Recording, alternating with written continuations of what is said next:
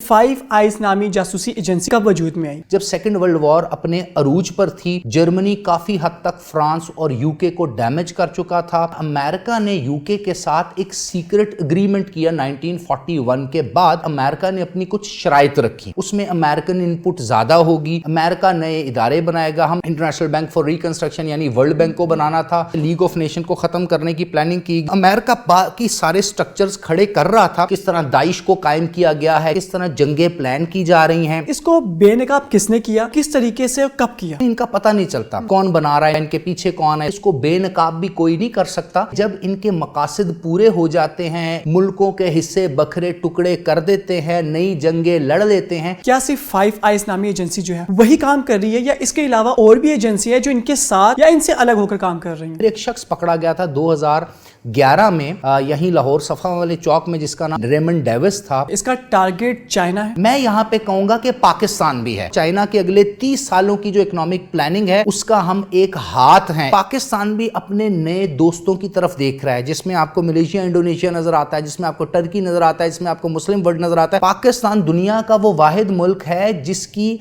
अपनी मिलिट्री, अपनी आर्मी, अपने डिफेंस बजट में से अपने डिफेंस के आलात और मशीनरी तैयार कर रहा है। अस्सलाम वालेकुम नाज़रीन, मैं हूं डॉक्टर माजिद खान और आप देख रहे हैं प्रोग्राम डेयर टू टॉक। नाज़रीन, दुनिया पाकिस्तान की प्राइम एजेंसी ISI, अमेरिका की जासूसी एजेंसियों CIA और FBI, इसी तरह इसराइल की जासूसी एजेंसी मोसाद और इंडिया की एजेंसी रा के मुतालिक तो जानती है। एजेंसियों का जो निज़ाम है ये एक घोस्ट वर्ल्ड है। इस घोस्ट वर्ल्ड में आज हम बात करेंगे बहुत ही एक इंपॉर्टेंट एजेंसी जिसे फाइव आइज कहा जाता है। ये फाइव आइज नामी एजेंसी कब वजूद में आई, इनके मकासद क्या थे और किस तरह से इनको एक्सपोज किया गया, इन सब बातों के मुतालिक हमारे साथ जो गेस्ट हैं उन्हें हमने बुलाया है सिर्फ और सिर्फ हमारी आवाम की पुरजोर फरमाइश पे। लास्ट प्रोग्राम हमने किया था प्रोफेसर डॉक्टर फरहान खान अब्बासी साहब के साथ, जिसके बाद आवाम का बहुत ही पॉजिटिव फीडबैक आया और आवाम ने चाहा कि इनको दोबारा से बुलाया जाए और इनके नॉलेज से इस्तेफादा हासिल किया जाए। तो हमने आज फिर आवाम की पुरजोर फरमाइश पे दोबारा से बुलाया प्रोफेसर डॉक्टर फरहान खान अब्बासी साहब को, जो कि well known national media person हैं और इसके साथ साथ इंटरनेशनल रिलेशन के माहिर भी हैं। तो इनसे जानते हैं फाइव आइज नामी एजेंसी के मुतालिक। अस्सलाम डॉक्टर साहब। डॉक्टर साहब, सबसे पहले तो बहुत शुक्रिया कि आपने अपना कीमती टाइम हमें दिया है। आई नो कि आपका बिजी स्केड्यूल था, मगर हमारे कहने आप आए हैं। तो ये फाइव आइज नामी जासूसी एजेंसी के मुताबिक हम बात कर रहे हैं। सबसे पहले मैं चाहूँगा कि आप हमारी आवाम को बताइए कि फाइव आइज नामी जासूसी एजेंसी जो है ये है क्या और ये कब वजूद में आई? बिस्मिल्लाहिर्रहमानिर्रहीम। डॉक्टर साहब, बहुत मेहरबानी जी, दोबारा आपने मुझे इनवाइट किया। अल्लाह ताला को जज़ाए खैर अता करे। इससे पहले कि हम ये जानें कि फाइव आइज नामी एजेंसी बनी कब और कैसे मार्ज़ वजूद में आई, कुछ चीज़ें मैं आपके गोश गुजार करना चाहूँगा और आपके नाजरीन तक भी ये मैसेज देना चाहूँगा कि पूरी दुनिया में आज नहीं, हज़ारों साल पहले भी अगर आप चले जाएं तो जहाँ कहीं पर भी इंटेलिजेंस नेटवर्क बनाए जाते हैं, स्पाई एजेंसीज़ बनाई जाती हैं, इनका कोई प्रॉपर रिकॉर्ड नहीं होता। इनको बनाने वालों के बारे में कोई ख़ास तफसील आपके पास नहीं होती। लेकिन बीइंग अ रिसर्च स्कॉलर, हम जब रिसर्च करते हैं कुछ चीज़ें हमारे पास आती हैं। वेस्ट में कुछ डी क्लासीफाइड डॉक्यूमेंट्स होते हैं जो मंजर आम पर आते हैं, जिस तरह आप आजकल देख रहे हैं विकी लीक्स है या जूलियन असांज ने कुछ लीक्स की थी, उसके बाद पनामा लीक्स आई, आजकल पेंडोरा बॉक्स लीक्स आती हैं। तो इस तरह कुछ डी क्लासीफाइड डॉक्यूमेंट्स, कुछ सीक्रेट डॉक्यूमेंट्स जब रिसर्चर्स के या जर्नलिस्ट के हाथ लगते हैं तो फिर इन चीज़ों से पर्दा उठता है, यानी इनको अनवेल किया जाता है। जहाँ तक फाइव आइज इंटेलिजेंस एजेंसी का जिक्र है या इसकी बैकग्राउंड है, तो ये बात है सेकेंड वर्ल्ड वॉर की पीक एरा की, यानी 1941 की, जब सेकेंड वर्ल्ड वॉर अपने अरूज पर थी। जर्मनी काफ़ी हद तक फ्रांस और यूके को डैमेज कर चुका था। दूसरी तरफ से वो रशिया यानी उस वक्त के सोवियत यूनियन में एंटर हो चुका था। ऑस्ट्रो हंगरी और बाकी जितनी भी सोवियत डोमिनेशन की एम्पायर थी उनको कंट्रोल कर रहा था और काफ़ी ज़्यादा सक्सेसेस जो थी वो हिटलर को मिल रही थी। उस दौरान हुआ क्या कि विल्सन चर्चिल जो यूके के प्राइम मिनिस्टर हैं, उन्होंने अमेरिकन को अप्रोच किया और उनको ये कहा कि देखें जी, आप तो वर्ल्ड वॉर 2 में बाहर बैठे हैं, साइड पर हैं और डायरेक्टली जियोग्राफिकली भी आपकी कोई ऐसी लोकेलिटी नहीं है कि आप इस वॉर से डैमेज हों। اب کیا ہے کہ ہمیں اس وار میں جو axis forces versus allied forces ہیں، یعنی رشیا ہے، فرانس ہے، یو کے ہے اور ان کے الائنڈ ہے جو جرمنی کے اگینسٹ جنگ میں نبردہ آزما ہیں اور کافی حد تک ڈیفیٹ حاصل کر رہے ہیں، تو ہمیں اس سے باہر نکلنے کے لیے امداد چاہیے۔ یہاں پر امریکہ نے کیا کیا، امریکہ نے یو کے کے ساتھ ایک سیکرٹ اگریمنٹ کیا 1941 کے بعد، اور اس اگریمنٹ کے تحت امریکہ نے اپنی کچھ شرائط رکھی۔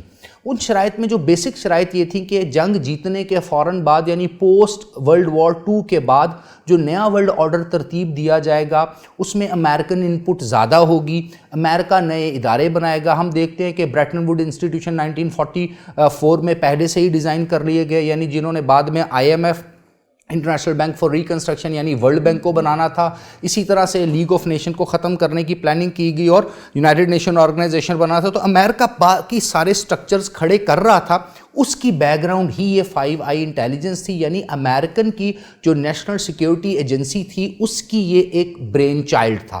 جب انہوں نے یہ کام کیا تو اب ان کے پاس ٹارگٹ یہ تھا کہ انہوں نے کسی طرح سے بھی جو جرمن فورسز ہیں ان کی سپائنگ کرنی ہے، اس پہ نظر رکھنی ہے۔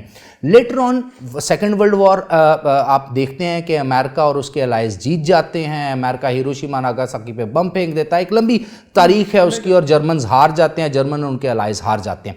اس کے بعد کیا ہوتا ہے کہ جو یو کے اور USA کا جو الائنس ہے یہ ایک چارٹرڈ کے تحت، جس کو ہم بولتے ہیں اٹلانٹک چارٹرڈ، اس میں بدلتا ہے، اور اس چارٹرڈ میں کچھ اور ممالک بھی ان کے ساتھ شامل ہوتے ہیں، یہاں تک کہ 1956 تک، جبکہ US اٹسیلف نیوکلیئر پاور بن چکا ہے، سوویت یونین اس وقت نیوکلیئر پاور بن چکا ہے، انہوں نے اٹامک بم کا ایکسپلوژن کر دیا ہے، فرانس اس ریس میں آ چکا ہے۔ تو یہاں پر اب ایک نئی بات چھڑی کہ انہوں نے کہا کہ ان باقی ممالک کو بھی ملایا جائے۔ اب یو کے اور USA کے ساتھ اس میں کینیڈا آ جاتا ہے، نیوزی لینڈ آ جاتا ہے، یونائٹڈ کنگڈم آ جاتا ہے، اور یہ 3 اور ممالک اس کا جب حصہ بن جاتے ہیں تو اس کو 5i الائنس کہا جاتا ہے۔ اور یاد رکھیے گا یہ جو 5i الائنس ہے یہ ابھی بھی دنیا کی نظر سے دور اس لیے رکھا جاتا ہے کہ اب اس کے ٹارگٹس چینج ہو گئے ہیں۔ اب 1956 کے بعد 5i الائنس جو بنا ہے اس نے سوویت یونین یعنی کمیونسٹ ورلڈ آرڈر کو دیکھنا ہے، ایسٹرن یورپ کے اندر جو اینالوگس ہے سوویت یونین کے ساتھ، اس میں جو کمیونزم ایکسپینڈ کر رہا ہے اس کو دیکھنا ہے، دوسری طرف جو نیٹو بنائی گئی ہے نیٹو کو سپورٹ کر رہا ہے، اور وارسو پیکٹ کی جتنی بھی کمیونیکیشن ہے، جتنی بھی انٹریکشن ہے اس پہ نظر رکھنا ہے۔ اور یہ پھر چلتا گیا یہاں تک کہ 1970s میں کچھ اور لیکس ہوئیں، آسٹریلین پرائم منسٹر کو اس کے بارے میں پتہ چلا، کچھ اور ممالک میں بات آئی، یہاں تک کہ یورپی یونین جب ڈیولپ 1980s میں ہوتی ہے اس کی پارلیمنٹ میں اس کو ڈسکس کیا جاتا ہے، اور ڈسممبرمنٹ آف سوویت یونین کے بعد، یعنی جب سوویت یونین ڈسممبر ہو گیا ہے، رشیا بن گیا ہے، 15 ملک اس میں سے نکل آئے ہیں، کولڈ وار خاتمے پہ چلی گئی ہے، امریکہ سول سپر پاور بن گیا ہے، تو یورپین پارلیمنٹ کہتی ہے اس کے بعد کہ اب اس طرح کی انٹیلیجنس ایجنسی کو ختم کیا جائے کیونکہ اس کا کوئی مقاصد نہیں ہے۔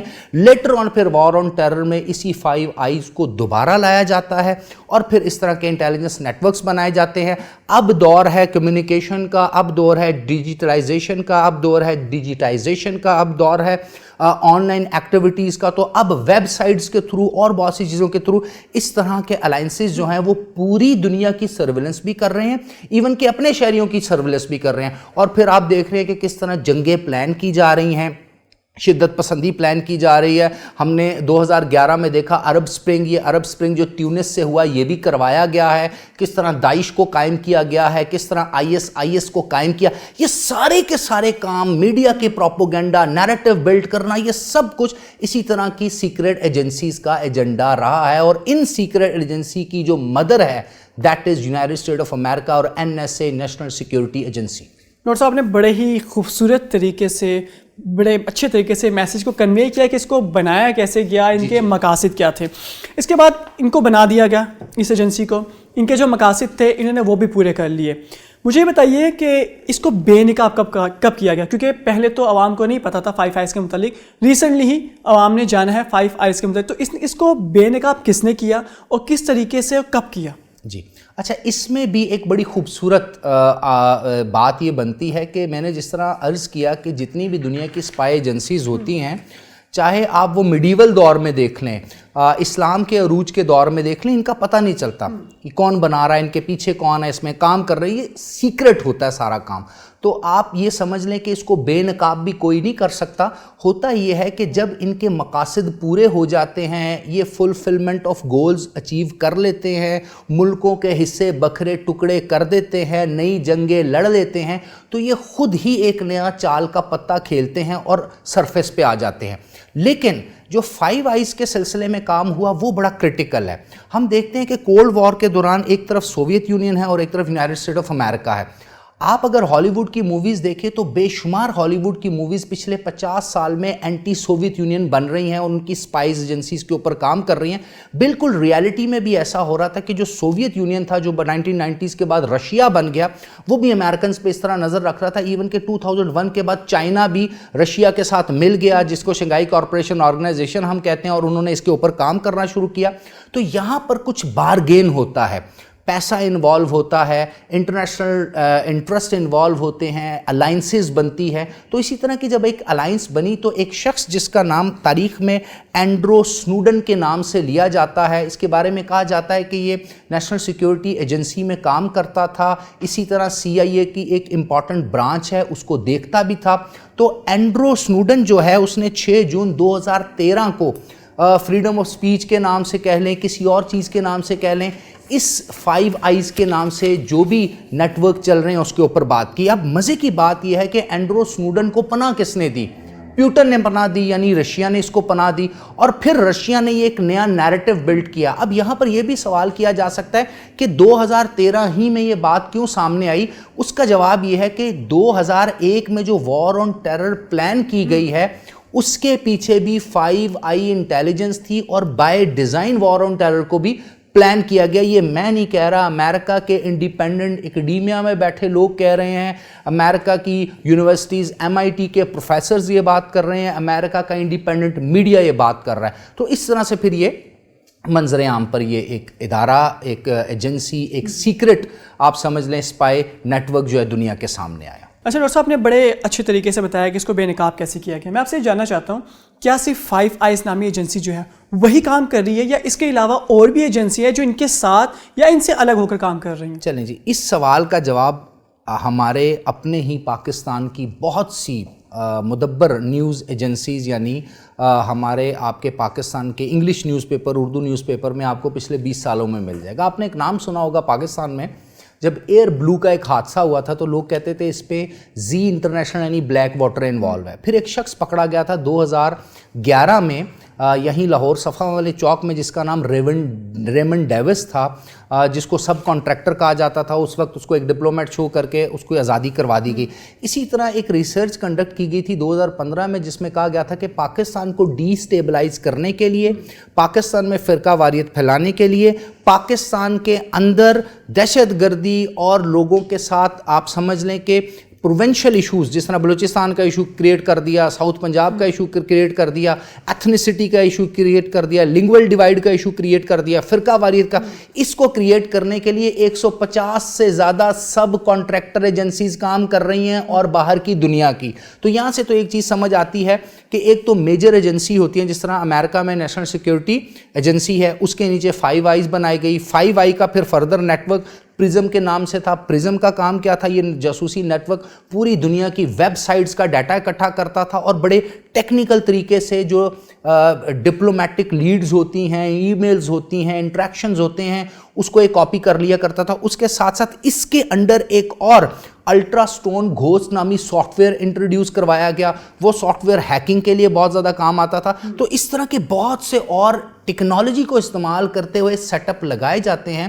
یہ ہم کہہ سکتے ہیں کہ اس وقت پیرلل ورلڈ جس دنیا میں ہم رہ رہے ہیں, یہ اللہ تعالیٰ کی ہم پہ کرم نوازی ہے, اور ہمارے عسکری ادارے اسپیشلی پاکستان ملٹری اور ISI کی ایک کامیابی ہے کہ 150 سے زیادہ سب ایجنسیز اور ایجنسیز جو پوری دنیا میں اپنا جال بچھائے ہوئے ہیں, وہ پچھلے 18 سال سے پاکستان کو ڈی اسٹیبلائز کرنا چاہ رہی تھی, لیکن ہم نے تنہا کچھ حد تک ہم نے سرویلنس کی مدد باقی ممالک سے, اپنے دوست ممالک سے لی, لیکن پھر بھی تنے تنہا ہم نے جنگ لڑی. تو یہ بہت بڑے نیٹ ورک ہوتے ہیں, یہ مجھ میں اور آپ کے ساتھ بھی چلتے پھرتے ہیں, ہمارے ساتھ اٹھتے بیٹھتے, یہ ہر جگہ موجود ہوتے ہیں اور ان کے ڈفرینٹ ٹاسکس بھی ہوتے ہیں. ڈاکٹر صاحب آپ نے بات کی کہ جو 5 آئیز ہے اس کو ایکسپوز کیا گیا 2013 میں.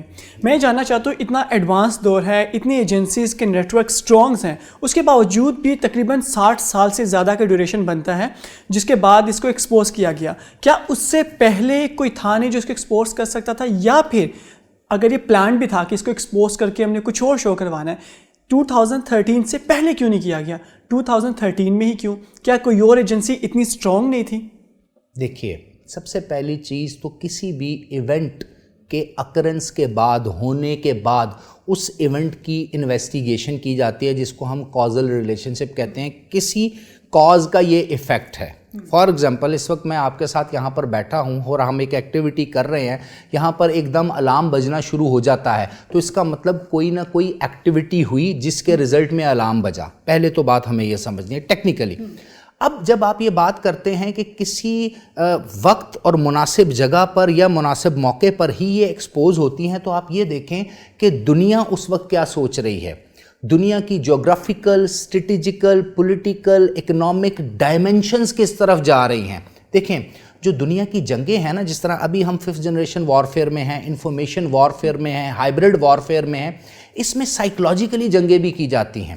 آپ بہت سی ملکوں کی مشقیں دیکھتے ہیں, جس طرح ہم نے کوارڈ میں ذکر کیا تھا کہ انڈیا جو ہے وہ امریکہ, آسٹریلیا اور جاپان کے ساتھ مل کے مشقیں کر رہا ہے. پاکستان ڈرزبا کے نام پر مشقیں کرتا ہے رشیا کے ساتھ مل کے. پاکستان چائنا کے ساتھ جوائنٹ ملٹری آپریشنز کرتا ہے اور نیول سی لائن آف کمیونیکیشن. یہ دکھانے کے لیے ہوتا ہے, امپریشن کریٹ کرنے کے لیے ہوتا ہے. بالکل اسی طرح جو بڑے ممالک ہیں جس کو ہم میجر سٹیک ہولڈر انٹرنیشنل ریلیشن میں کہتے ہیں, وہ ایک اسپیسیفک وقت کا تعین کرتے ہیں. اس وقت پہ وہ انفارمیشن ڈی کلاسیفائڈ ہوتی ہے یا وہ دنیا کے سامنے آتی ہے.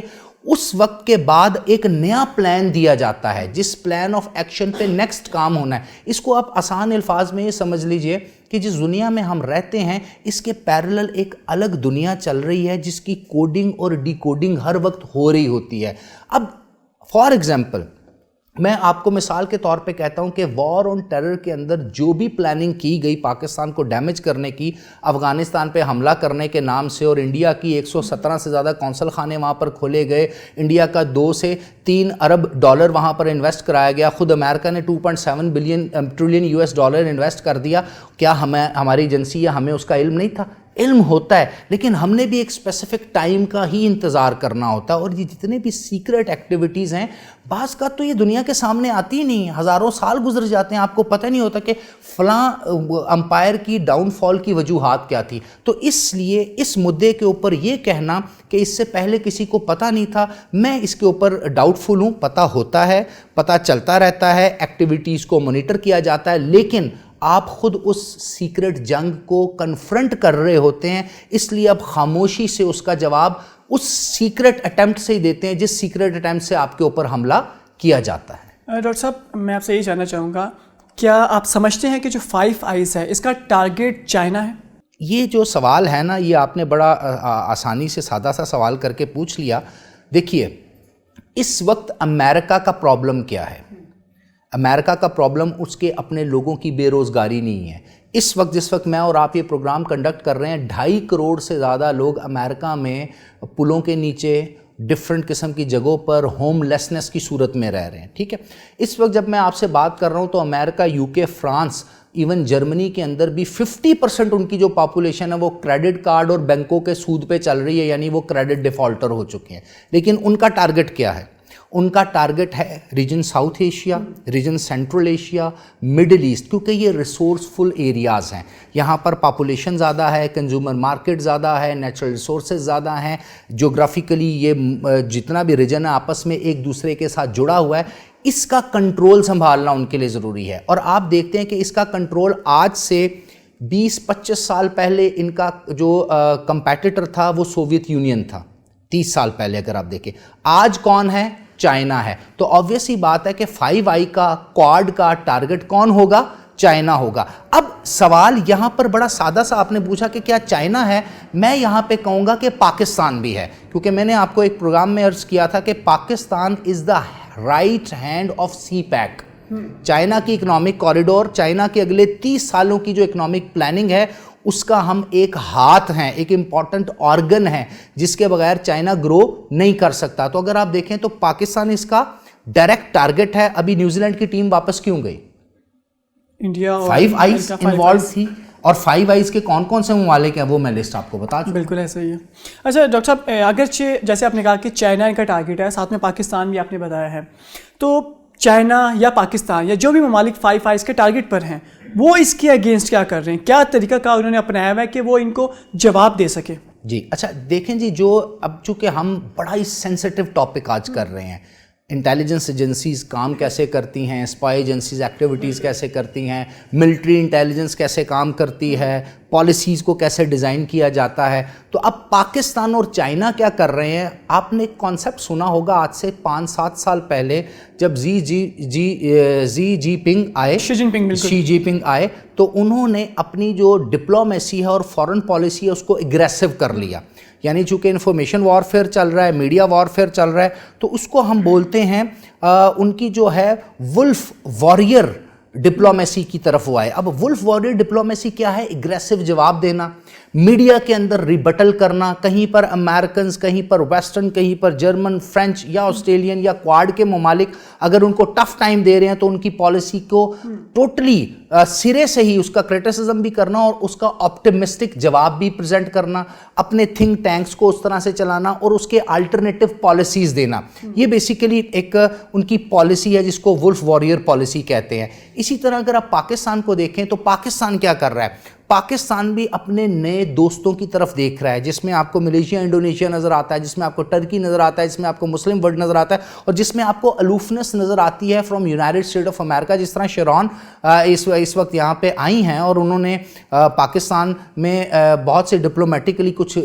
کیبلز، کچھ میسیجز دینے کی کوشش کی ہیں. ہم نے اس کو ایکسیپٹ نہیں کیا کیونکہ افغانستان کے اندر ایک نئی جو ڈیبیٹ وہ چھیڑنا چاہتے ہیں، انڈیا کا بہترین رول وہ افغانستان میں چاہتے ہیں، جس پہ ہمیں بہت زیادہ کنسرن ہے بیکاز ہمیں ایک پیسفل افغانستان چاہیے. 20-25 سال سے افغانستان کے اندر جو آگ لگی ہے اسے ڈائریکٹ نقصان ہمیں ہوا ہے. تو جتنی بھی انٹیلیجنس ایجنسیز کی اس طرح کی ایکٹیویٹیز ہیں، ممالک یا ریاستیں ان کا اس طرح سے جواب نہیں دیتے بلکہ وہ ان کے اقدام کو کاؤنٹر کرتے ہیں. فار ایگزامپل جس طرح آرسیپ ہے، جس طرح سی پیک ہے، جس طرح اور ریجنل ایکارڈ ہے جو چائنا کو، پاکستان کو، رشیا کو، سینٹرل ایشین ریپبلکس کو، افغانستان کو، اس ریجن کو بینیفٹ کر سکتے ہیں. 5 آئیز اور باقی الائنسز یا کوارڈ اس کو ڈیمیج کرنے کی کوشش کرتا ہے. چائنا، پاکستان، رشیا یا باقی ممالک جو اس ریجن کو سٹیبل کرنا چاہتے ہیں وہ ان کو کیا کریں گے؟ کاؤنٹر کریں گے اور کاؤنٹر سٹریٹجیز اپنائیں گے. اس کو پھر ڈپلومیٹک ورلڈ میں ہم نیگوسیشن کہتے ہیں. کچھ لین دین ہوتا ہے، کچھ آپ ایسی الائنسز بناتے ہیں جس کو کہتے ہیں الائنسز بیہائنڈ دا کرٹن. پردے کے پیچھے بھی آپ کچھ کام کر رہے ہوتے ہیں، بیک ڈور آپ کی الائنسز بن رہی ہوتی ہے. ان الائنسز کو پھر ایک اسپیسیفک وقت پہ سامنے لایا جاتا ہے اور یہی اس طرح کی جو سیکرٹ آپ سمجھ لیں اٹیمپٹس ہیں اس کا جواب بھی یہی ہوتا ہے. ڈاکٹر صاحب نے بڑی پیاری بات کی ہے کہ کچھ الائنسز جو پردے کے پیچھے کام کر رہی ہو، جیسے کہ 5 آئیز ہیں، کیا اس کے اگینسٹ آپ سمجھتے ہیں کہ پاکستان، چائنا، رشیا اور اس کے ساتھ ترکی، ملیشیا، آپ سمجھتے ہیں کیا یہ 5 کنٹریز مل کے کوئی کام کر رہی ہوں گی 5 آئیز کے اگینسٹ جو کہ منظر عام پہ نہیں آ رہی؟ یہ ایسا کچھ نہیں ہے. دیکھیں سب سے پہلی بات تو ہم نے یہ دیکھنا ہے کہ ہمارے ایز اے ریاست ایجنڈاز کیا ہیں. تو قائد اعظم سے لے کر آج عمران خان تک جو اسٹیٹ کو ریپرزینٹ کرتی ہیں ہماری پرسنالٹیز، آپ اگر اسٹیٹڈ نیریٹو دیکھیں تو peaceful coexistence with neighbours, peace with international community, peace with region. ہم تو اس آبجیکٹیو پہ چل رہے ہیں ایز اے ریاست بھی، ایز اے قوم بھی. تو ہمیں کوئی ضرورت نہیں ہے کہ ان کے خلاف ہم کچھ کریں. ہاں ہم اپنی ڈیفنس، اپنے نیشنل انٹرسٹ، اپنی نیشنل سیکیورٹی کو اور اسٹرینتھن کرنے کے لیے کوشش کر سکتے ہیں. اور دوسری امپورٹنٹ چیز دیکھیں، पाकिस्तान एक लिबरल डेमोक्रेसी है, एक इस्लामिक रियासत है, एक ऐसा मुल्क है जिसने आगे प्रोग्रेस करना है, जिसके ऑलमोस्ट 67-68% यूथ है। तो हमने क्या करना है, एम्प्लॉयमेंट अपॉर्चुनिटीज़ क्रिएट करनी है। और एक और चीज़ भी मैं आपको बताऊं, दुनिया में कामयाबी हासिल करना ज़रूरी नहीं है कि आपने किसी को रिबट या जवाब देना है। बाज़ का आपको चाइनीज़ मॉडल फॉलो करना पड़ता है। जिस तरह आप देख रहे हैं 1980s के बाद आप अपनी ग्रोथ करें। आप देखें, आपके खिलाफ जितनी भी साजिशें की जा रही हैं, अगर आप अपनी ग्रोथ, अपनी स्टेबिलिटी, अपने नेशनल इंटरेस्ट, अपनी नेशनल सिक्योरिटी और अपनी आवाम के मफाद की पॉलिसीज़ बनाएंगे, तो वो जो साजिशें हैं, जब लूप होल्स होंगे ही नहीं, खाली सुराख होंगे ही नहीं, तो वो साजिशें कहाँ से कामयाब होंगी? वो बिल्कुल कामयाब नहीं होंगी। और डिप्लोमेटिक और सिक्योरिटी पॉइंट ऑफ व्यू से इस पर बहुत सा काम किया जा रहा है। आप अभी देख लेना कि हमारे जो फॉरेन मिनिस्टर हैं शाह महमूद कुरैशी, उन्होंने CNN में साफ बात की, डीप पॉकेट्स की बात की। उन्होंने कहा कि इजरायली वो डीप पॉकेट से इस्तेमाल करते हैं मीडिया पे नैरेटिव, और इससे ज़्यादा क्या बात की जाए। इसी तरह फिर हम क्या करते हैं, सिक्योरिटी पॉइंट ऑफ व्यू से ज़्यादा अलर्ट चले जाते हैं। जिस तरह आपने देखा बैका बेसिक एक्सचेंज प्रोग्राम जो इंडिया के साथ हुआ, हम फिर इस टेक्नोलॉजी पे काम करते हैं। आप देखें JF-17 थंडर, पाकिस्तान दुनिया का वो वाहिद मुल्क है जिसकी अपनी मिलिट्री, अपनी आर्मी, यानी रियासत का एक इम्पॉर्टेंट सतून अपने डिफेंस बजट में से अपने डिफेंस के आलात और मशीनरी तैयार कर रहा है। बाकी इवन कि अमेरिका भी प्राइवेट कॉन्ट्रैक्टर से अपने जहाज़ बनवाता है, अपनी सबमरीन्स बनवाता है। आपने देखा हमने चाइना के साथ मिलकर जुल्फ़िकार नामी सबमरीन भी बनाई। इसी वक्त अगर आप देखें तो हमने बुराक नामी वो अपना ड्रोन बना लिया। इसके अलावा बेशुमार लिस्ट पड़ी है हमारी मिसाइल टेक्नोलॉजी। देखें बिल्कुल ऐसे ही, ऑल इन अ नटशेल अगर आप देखें या ऑल इन वन देखें तो हम बहुत से एरिया से बहुत सा काम कर रहे हैं। हाँ, मुनाफिकत का जवाब, साजिश का जवाब साजिश से देना पाकिस्तानियों की, पाकिस्तानी रियासत का ना हमारा माइंडसेट है, ना हमारा ऑब्जेक्टिव है। वी नीड पीसफुल को existence even though with our worst enemy, until unless वो हमारी नेशनल सिक्योरिटी को डैमेज ना करे। और अगर वो करेंगे तो फिर ऑब्वियसली बात है हमारे पास बहुत सी ऑप्शंस हैं। डॉक्टर साहब, मैं एक लास्ट क्वेश्चन इसका आपसे क्विक आंसर चाहूँगा कि इंटरनेशनल पॉलिटिक्स में कहा जाता है कि खुफिया मुआहिदों की मनाही है, फिर जो 5 आइज़ नामी पॉलिटिकली मोटिवेटेड खुफिया मुआहिदा, इसका क्या मतलब है? देखिए, इंटरनेशनल पॉलिटिक्स को छोड़ें, ये तो एक जर्नल सा आपने एक स्टेटमेंट दिया है। मैं इंटरनेशनल लॉ की बात करता हूँ, जो कि एक लेजिटिमेट कोडिफाइड हमारे पास एक बुक की सूरत में, एक कॉन्स्टिट्यूशन की सूरत में पड़ा है। देखें जी, इंटरनेशनल लॉ के एक बहुत बड़े ज्यूरिस्ट हैं जॉन ऑस्टन। उन्होंने एक सवाल रेज किया आज से कई दहाइयों पहले, is international law is a law और अ पॉजिटिव मोरालिटी? क्या ये कोई कानून है? क्योंकि कानून तो जो सज़ा आपको देगा, मुझे देगा, हमें वो माननी पड़ेगी। लेकिन पॉजिटिव मोरालिटी ये होती है कि अगर किसी बड़े मुल्क को, किसी ताकतवर मुल्क को इंटरनेशनल लॉ के परव्यू में देखा जाए, जुरिस्डिक्शन में देखा जाए और इंटरनेशनल कोर्ट ऑफ जस्टिस उसके खिलाफ कोई फैसला दे दे, तो क्या ताकतवर मुल्क वो बात मानता है? तो ये पॉजिटिव मोरालिटी माननी या माने नहीं माननी, ये इंटरनेशनल लॉ एक ढकोसला है। इंटरनेशनल पॉलिटिकल इकोनॉमी, इंटरनेशनल वो जो कमिटी ऑफ नेशंस है, ये सिर्फ और सिर्फ अपने इंटरेस्ट को परसू करना है। देखिए, इंटरनेशनल रिलेशन में हम देखते हैं स्ट्रक्चरल रियलिज्म। उसमें ये कहा जाता है कि दुनिया एनार्किक है, ये एनार्किक स्ट्रक्चर है, पावर प्रिवेल करेगी, जो ताकतवर होगा वही डिसाइड करेगा, वही डिफाइन करेगा, वही बताएगा अच्छा क्या है, बुरा क्या है। अगर अमेरिकन पावरफुल हैं तो अमेरिकन बताएंगे कि वॉर ऑन टेरर में हज़ारों लाखों इंसानों को कत्ल कर देना मोरालिटी है, और पूरी दुनिया उसको मोरालिटी लिखेगी। लेकिन अगर रियल मोरालिटी की डेफिनेशन आप देखी जाए तो ये इमोरल एक्ट है। तो आप जितनी भी provisions international community, international law की देखते हैं, आपको रियल टाइम वो कहीं पर भी काबिल अमल नज़र नहीं आती। इसीलिए तो आप देखते हैं कि चाइना के साथ अमेरिका की डायरेक्ट कन्फ्रंट्रेशन क्यों है? क्योंकि जब चाइनीज़ वर्ल्ड ऑर्डर आएगा, ये रीजन ग्रो करेगा, तो फिर डेफिनेशन कौन देगा? फिर इंटरनेशनल मोरालिटी को डिफाइन कौन करेगा? तो उससे अमेरिका डर रहा है, क्योंकि अमेरिका ने जो मोरालिटी की डेफिनेशंस दी हैं, अब तो उसके लिए उसको सज़ा मिलेगी। अब उस सज़ा से वो डर रहा है, तो वो नई कैनोटेशंस और नए जारगॉन्स और नए किस्म के कॉन्सेप्ट्स हमारे सामने लेकर गया। Thank you so much doctor साहब, बहुत शुक्रिया आपका। नाज़रीन, डॉक्टर साहब ने एक बात के दौरान में बड़ी खूबसूरत बात की, उनका कि अगर हमारी गवर्नमेंट जो है, किसी भी कंट्री गवर्नमेंट, अगर वो ऐसी पॉलिसीज़ बनाए जो कि आवाम के फ़ायदे के लिए हो, जिससे आवाम को फ़ायदा पहुँचे, फिर किसी भी किस्म की एजेंसी हो, खुफिया एजेंसी हो या मंजर आम पर हो एजेंसी, वो चाहे कुछ भी कर ले, आपका कुछ नहीं बिगाड़ सकती। द मेन थिंग इज़ कि गवर्नमेंट और आवाम, वो आपस में उनका इंटरेक्शन कैसा है, और गवर्नमेंट आवाम को कितना फ़ायदा पहुंचा रही है, और आवाम कितनी सिंसियर है अपनी गवर्नमेंट के साथ। आपके मेज़बान डॉक्टर माजिद खान को इजाज़त दीजिए, फिर मुलाकात होगी आपसे। अल्लाह हाफिज़।